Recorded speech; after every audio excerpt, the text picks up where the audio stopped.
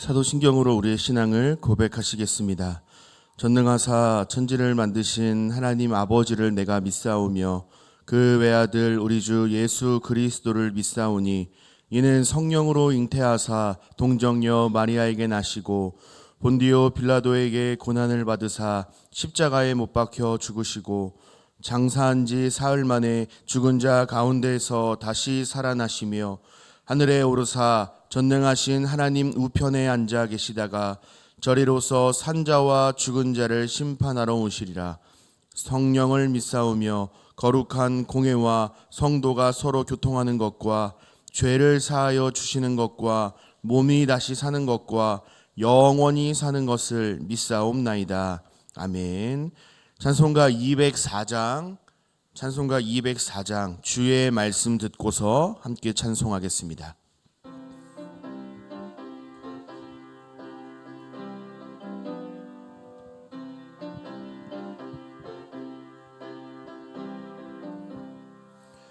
주의 말씀 듣고서 준행하는 자는 반석 위에 터닫고 집을 지음 같아 비가 오고 물나며 바람 부딪혀도 반석 위에 세운 집 무너지지 않네. 잘 짓고 잘 짓세 우리 집 잘 짓세 만세 반석 위에다 우리 집 잘 짓세 주의 말씀 듣고도 행치 않는 자는 모래 위에 터닫고 집을 지음 같아 비가 오고 물나며 바람 부딪힐 때 모래 위에 세운 집 크게 무너지네. 잘 짓고 잘 짓세 우리 집 잘 짓세 만세 반석 위에다 우리 집 잘 짓세 세상 모든 사람들 집을 짓는 자니 반석 위가 아니면 모래 위에 짓네.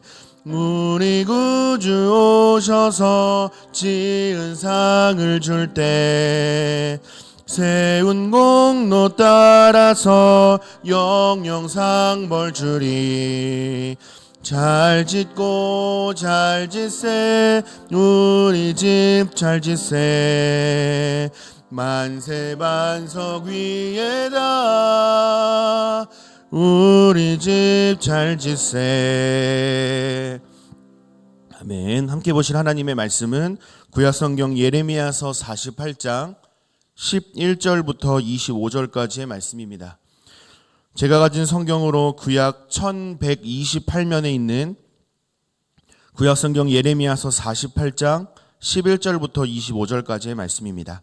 우리 한 절씩 교독하신 후에 마지막 25절은 합독하겠습니다. 11절 말씀 제가 먼저 봉독하겠습니다. 모압은 젊은 시절부터 평안하고 포로도 되지 아니하였으므로 마치 술이 그 찢기 위에 있고 이 그릇에서 저 그릇으로 옮기지 않음 같아서 그 맛이 남아있고 냄새가 변하지 아니하였도다. 그러므로 여호와께서 말씀하시니라.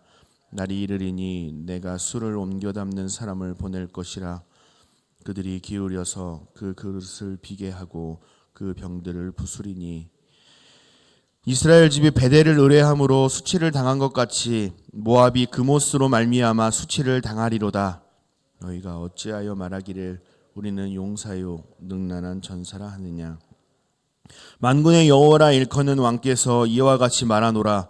모압이 황폐하였도다. 그 성읍들은 사라졌고 그 선택받은 장정들은 내려가서 죽임을 당하니 모압의 재난이 가까웠고 그 고난이 속히 닥치리로다. 그의 사면에 있는 모든 자여 그의 이름을 아는 모든 자여 그를 위로하며 말하기를 어찌하여 강한 막대기 아름다운 지팡이가 부러졌는고 할지니라. 디본의 산은 따라 내 영화에서 내려와 목마른 데 앉으라. 모압을 파멸하는 자가 올라와서 너를 쳐서 내 요새를 깨뜨렸음이로다. 아로엘에 사는 여인이여, 길 곁에 서서 지키며 도망하는 자와 피하는 자에게 무슨 일이 생겼는지 물을지어다. 너희는 울면서 부르짖으며 아르논가에서 이르기를 모압이 황폐하였다 할지어다. 심판이 평지에 이르렀나니 곧 홀론과 야사와 메바앗과 디본과 느보와 벳디블라다임과 기라다임과 벳가물과 벳무온과 그리옷과 보스라와 오압 땅 원근 모든 성읍에로. 같이 읽겠습니다. 모압의 뿔이 잘렸고 그 팔이 부러졌도다. 여호와의 말씀이니라. 아멘. 이른 새벽에 주님 전에 올라오시면서 네 분의 성도님께서 1000번째 예물을 하나님 앞에 드리셨습니다. 비가 추적추적 내리는데도 불구하고 기도하기 위하여 새벽을 깨우신 모든 성도님들을 환영하고 축복합니다.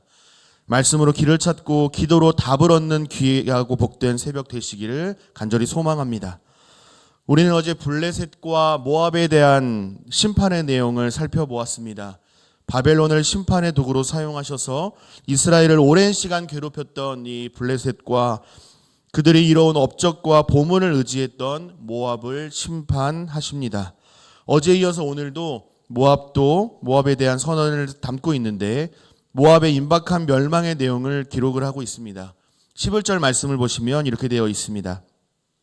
모압은 젊은 시절부터 평안하고 포로도 되지 아니하였으므로 마치 술이 그 찢기 위에 있고 이 그릇에서 저 그릇으로 옮기지 않음 같아서 그 맛이 남아있고 냄새가 변하지 아니하였도다 그랬습니다. 모압은요, 여느 나라처럼 주변 나라들의 침략을 당하긴 했습니다만 이 모압 백성들이 포로로 끌려가는 비극은 겪지 않았다라고 말합니다. 모압이 누렸던 평온한 시대를 그릇에 담긴 포도주 비유를 들어서 설명을 하고 있는데요. 이 그릇에서 저 그릇으로 옮겨 담지 않아서 찢기가 가라앉은 포도주처럼 맛도 아주 좋은 상태로 그대로 있고 향도 변하지 않은 고품질 포도주와 같았다라고 설명을 합니다.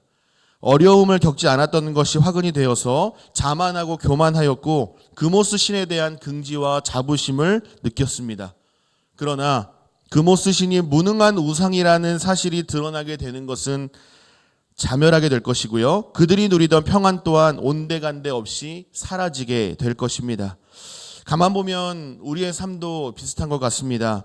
하루하루가 눈코 뜰 새 없이 바쁜 때에도 죄를 지은 시간이 별로 없습니다. 그런데 삶에 경제적인 여유가 생기고 삶에 약간의 여유가 생기면 어떻습니까? 그 틈을 죄가 기가 막히게 찾아와서 우리를 무너뜨리는 것이죠. 죄를 향하여 빨리 달리는 연약한 모습을 고스란히 보여주게 됩니다. 다윗이 밧세바를 범한 사건 여러분 기억하고 계십니까? 정신없이 전쟁하고 하나님의 사명을 위하여 분주할 때가 아니라 왕궁에서 평안하게 거주할 때에 그를 완전히 무너뜨렸지 않습니까? 그러므로 사랑하는 여러분, 바쁠 때나 여유가 있을 때나 우리의 시선이 하나님께로 고정할 수 있게 하시기를 간절히 바랍니다. 평안하고 여유로울 때 우리의 믿음과 신앙을 더욱더 잘 지키실 수 있기를 바랍니다. 사단마귀 일절 틈타지 않도록 말씀과 기도로 항상 거룩한 삶을 살아가시는 저와 여러분 되시기를 축복합니다. 한 가지가 더 있습니다. 혹시 지금 이 고통과 어려움 가운데 계신 분들이 계십니까? 살아계신 하나님께 기도할 수 있다는 것이 우리에게 주신 큰 복이라는 사실을 여러분 기억하시기를 바라고요. 반대로 지금은 내 삶이 비교적 평안 가운데 있다라고 생각하며 살아가고 계신 분들도 계시다면 그 또한 우리에게 베풀어 주신 하나님의 사랑과 은혜라는 사실을 기억하셔서 교만한 삶이 아니라 절망의 삶이 아니라 하나님께 감사와 찬송을 고백하며 살아갈 수 있는 성숙한 그리스도인들로 세워지는 우리 모두가 되시기를 소망합니다. 14절 이하의 내용을 보면 하나님의 심판이 임박했음을 보여주고 있습니다. 14절 말씀을 보시면 너희가 어찌하여 말하기를 우리는 용사요 능란한 전사라 하느냐 그랬습니다. 용사, 능란한 전사가 보여주는 이미지가 무엇입니까?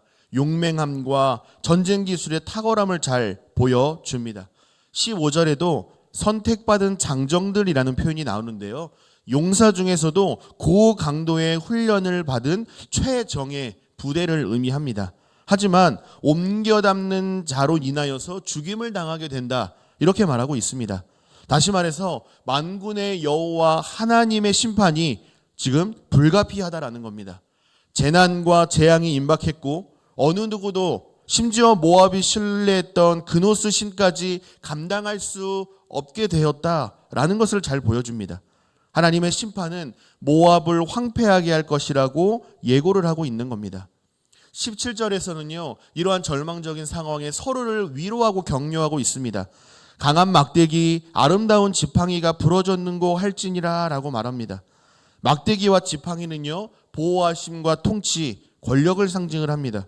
그런데 부러졌다라는 것은 무엇을 의미할까요? 절망과 패배, 무능력, 실패, 모압 전체가 파괴되었다라는 것을 잘 보여주는 단어입니다.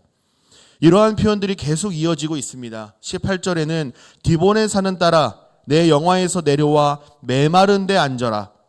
모압을 파멸하는 자가 올라와서 너를 쳐서 내 요새를 깨뜨렸음이로다 라고 말씀을 합니다.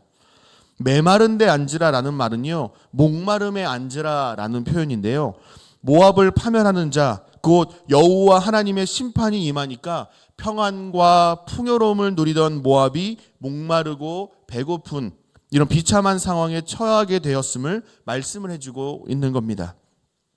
19절은 도망하는 자들의 모습이 나오죠. 결국 하나님의 심판으로 인하여서 이 그릇에서 저 그릇으로 옮겨지지 않았던 최상품의 포도주와 같았던 모압이 황폐화되었음을 잘 보여주고 있습니다.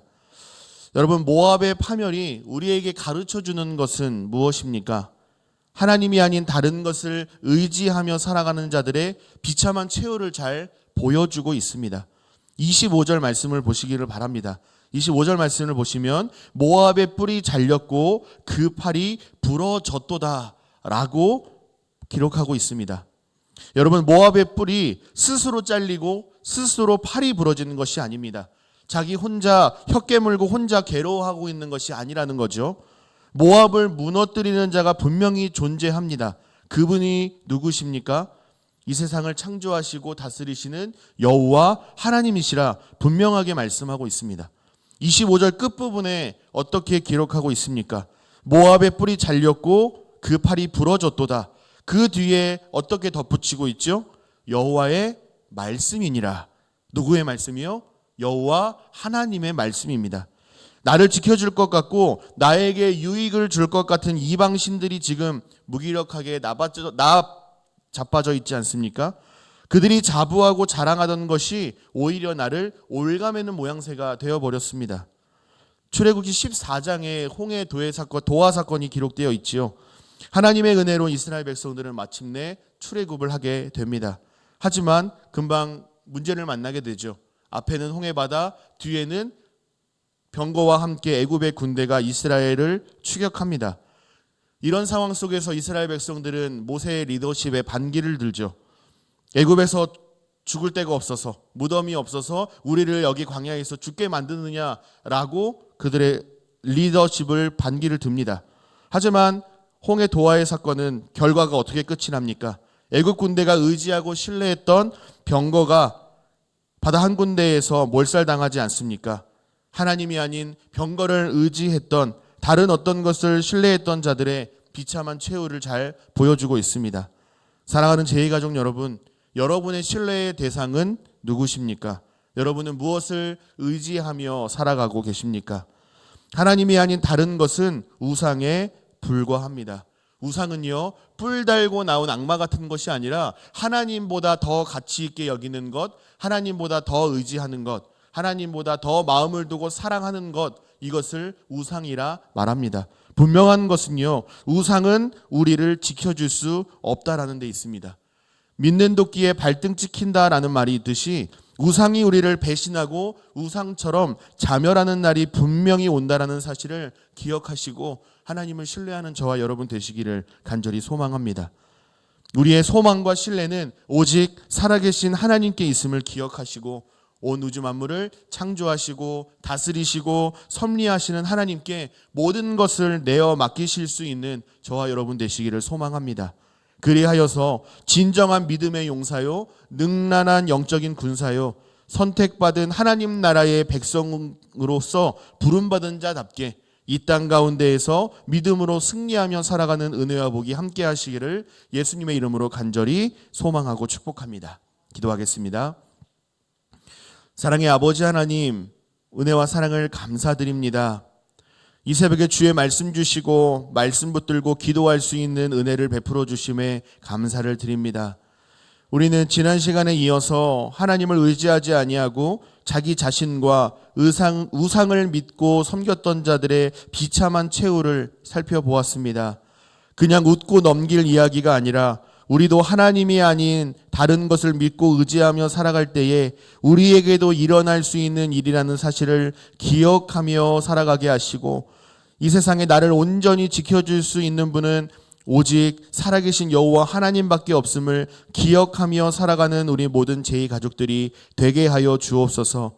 아직 하나님을 잘 모르거나 하나님을 거부하는 가족들이 우리 가운데 있다라고 한다면 주께로 돌이키는 은혜를 주셔서 기쁨으로 함께 예배하고 찬송할 수 있는 그날이 속히 올 수 있도록 주여 은혜를 베풀어 주옵소서. 이 새벽에 예배 자리에 나오시면서 하나님께 감사의 예물을 올려드린 귀한 손길이 있습니다. 하나님께서 보시기에 부족하고 적은 것으로 여겨질 수 있습니다만 우리는 감사의 마음을 담아 정성껏 구별하여 드렸사오니 이 예물을 기쁘게 받아주시고 이 예물이 하나님 나라와 주님의 몸된 교회를 건강하게 세워가는 데에 꼭 필요한 곳에 사용될 수 있도록 이 예물을 축복하여 주옵소서. 또한 예물을 올려드린 손길 가운데에도 축복하여 주시사 하늘의 신령한 복과 땅의 기름진 복으로 충만케 하여 주옵소서.